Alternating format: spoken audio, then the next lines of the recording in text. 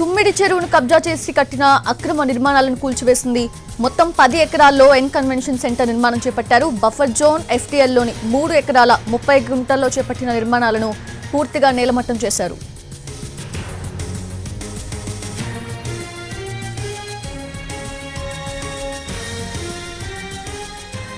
Hero నాగార్జునకు చెందిన ఎన్ convention ని హైడ్రా నేలమట్టం చేసింది.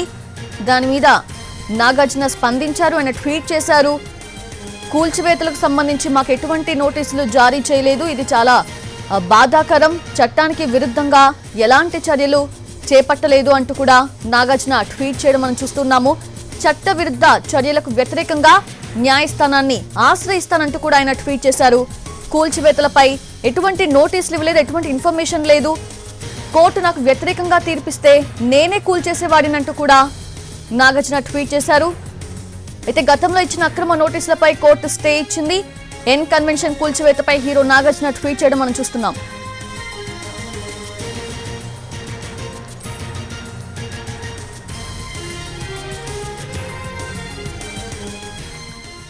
ఎన్ కన్వెన్షన్ కూల్చివేతపై అక్కినేని నాగార్జున స్పందించారు. స్టే ఆర్డర్స్, కోర్టు కేసులకు విరుద్ధంగా ఎన్ కన్వెన్షన్ ని కూల్చివేయడం బాధాకరమంటూ సోషల్ మీడియా ఎక్స్ లో ఆయన పోస్ట్ చేశారు. తామేమీ చట్టాన్ని ఉల్లంఘించలేదన్నారు. తమ ప్రతిష్టను కాపాడుకునేందుకు వాస్తవాలు తెలియజెప్పాలన్న ఉద్దేశంతోనే ఈ పోస్ట్ చేయాల్సి వచ్చిందన్నారు.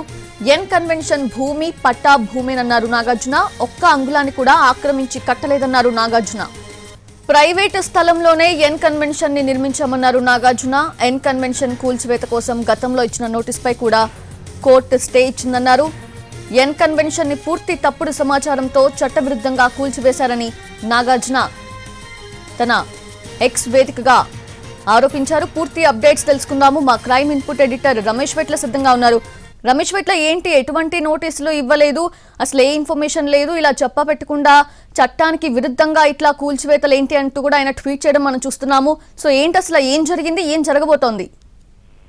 ఏదైతే ఎన్ కన్వెన్షన్ కూల్చివేతలపైన హీరో నాగార్జున స్పందించారు. తన ఎక్స్ వేదిక ద్వారా స్పందన తెలవడం జరిగింది. అయితే ఇట్లా కూల్చివేతలు పూర్తిగా బాధాకరం అని చెప్తూనే, అయితే ఇది పట్టా ల్యాండ్, ఇది లీగల్ గానే మేము అనుమతులు తీసుకొని కట్టడం జరిగింది, ఎక్కడ కూడా ఇల్లీగల్ కన్స్ట్రక్షన్ లేవు, ఇల్లీగల్ గా అక్రమ కట్టడాలు లేవు, ఈ పట్టా ల్యాండ్ ఇది ప్రభుత్వం నుంచి ఆ చెరువుని పూడ్చివేసి కబ్జా చేసి కట్టిన ల్యాండ్ కాదు అని చెప్పి కూడా అతను పేర్కొనడం జరిగింది. అయితే ఈ కూల్చివేతల ద్వారా మేము కబ్జాదారులము భూములను కబ్జా చేసామని చెప్పే ప్రయత్నం జరిగింది, కాబట్టి అది పూర్తి అవాస్తవం అని చెప్పి కూడా తన ఎక్స్ వేదికలో పేర్కొనడం జరిగింది. అయితే ఇది పూర్తి చట్ట వ్యతిరేకము, అధికారులు చట్ట వ్యతిరేకంగా తమ కన్వెన్షన్ కూల్చివేయడం జరిగింది.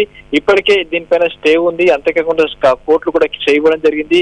ఈ స్టే ఇచ్చినప్పుడు కూడా ప్రభుత్వ అధికారులకు ఉన్న తప్పుడు సమాచారంతో దీన్ని కూల్చివేశారని చెప్పి కూడా నాగార్జున తన ట్విట్టర్ తన ఎక్స్ వేదిక ద్వారా పేర్కొనడం జరిగింది. అయితే దీనిపైన తాము కోర్టును ఆశ్రయిస్తాం, కోర్టులో మాకు న్యాయం జరుగుతుందని చెప్పి కూడా తన ఎక్స్ వేదికలో పేర్కొనడం జరిగింది. అయితే మరోవైపు హైడ్రా అధికారులు మాత్రం ఒకటే విషయం చెప్తున్నారు. ఇప్పటికే 2012లో లోకాయుక్త తీర్పు ఉంది, దీన్ని కూల్చివేయని చెప్పి, ఆ తర్వాత ఒక కమిటీ ఉంది, కమిటీ కూడా దీనిపై కూల్చివేశారని చెప్పడం జరిగింది. అంతేకాకుండా ఆ తర్వాత వచ్చిన ప్రభుత్వాలు కూడా దీన్ని కూల్చివేయాలని చెప్పి కూడా నివేదికలు ఇచ్చాయి. అయినప్పుడు కూడా ఎవరు కూల్చివేయలేదు. కానీ ఈసారి వచ్చిన అధికారంలోకి వచ్చిన ప్రభుత్వం వచ్చిన ఆదేశాలు కావచ్చు, లేకుంటే అక్కడ ఉన్న చట్ట ప్రకారం కావచ్చు, లేకుంటే చెరువును కబ్జా చేసి కూల్చివేసి కట్టినట్టుగా ఉన్న ఆధారాల ఆధారంగా తాము కూల్చివేశామని చెప్పి కూడా హైడ్రా అధికారులు తెలుపుతున్నారు. కాబట్టి దీనిపైన ఫర్దర్ గా నాగార్జున కోర్టుకు వెళ్తున్నామని చెప్తున్నాడు. అయితే హైడ్రా అధికారులు మాత్రం సేమ్ చట్ట ప్రకారం పనిచేసాము, చట్టానికి లోబడి పూర్తిగా కూల్చివేశామని చెప్పి కూడా అధికారులు చెప్తున్నారు. కాబట్టి ఫర్దర్ గా ఏం జరుగుతుందో చూడాల్సిన అవసరం ఉంది. అంటే రమేష్ వెట్ల, అసలు నార్మల్ గా 2-3 డేస్ నుంచి కూడా ఈ ఎన్ కన్వెన్షన్ ఇట్లా అక్రమంగా నిర్మించారు, చెరువుని కబ్జా చేసి సో చర్యలు తీసుకోబోతున్నారు, ఇట్లా ఇన్ఫర్మేషన్స్ న్యూస్ కూడా స్ప్రెడ్ అయ్యాయి కదా. నాగార్జున ఎందుకు ఆశ్రయించకపోవచ్చు అంటే హైడ్రాని, లేదంటే ఆయనకి ఇన్ఫర్మేషన్ లేదనుకోవాలా, లైక్ వాట్ వాజ్ హ్యాపెన్?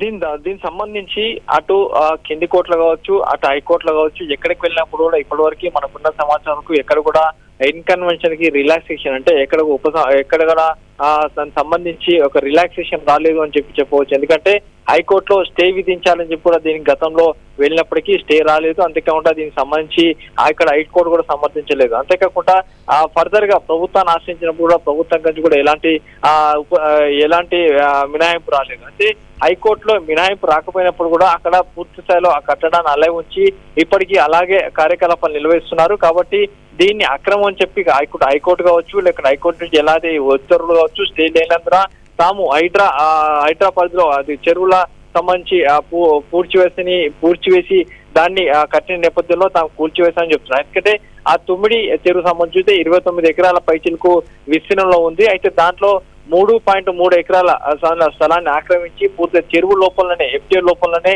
దాన్ని పూడ్చివేసి దాన్ని కట్టడం జరిగింది. దీనికి సంబంధించి పూర్తి ఆధారాలు కావచ్చు, NRSI సర్వే చేసిన శాటిలైట్ ఇమేజ్లు కావచ్చు, ఇవన్నీ కూడా ఆధారాలు ఉన్నబట్టి తాము కూల్చివేశామని చెప్తున్నారు. అయితే ఎలాంటి నోటీసులు ఇవ్వలేదని చెప్పి నాగార్జున చెప్తున్నాడు. కానీ ఇప్పటివరకు హైడ్రా చేస్తున్న 18 భారీ ఆపరేషన్ లో ఎక్కడ ఎవరికి ఇల్లీగల్ గా చెరువుల్లో కబ్జాలు చేసి నిర్మించిన వారికి ఎక్కడ నోటీసులు ఇవ్వకుండానే హైడ్రా అధికారులు నేరుగా వచ్చి కూల్చివేయడం జరిగింది. ఇక్కడ కూడా అదే పనిచేశారు.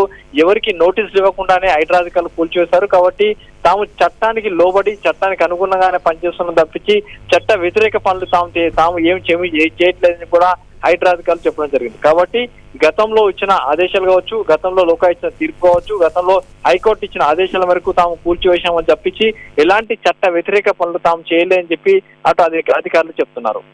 Ramesh వెట్ల, thanks for the updates.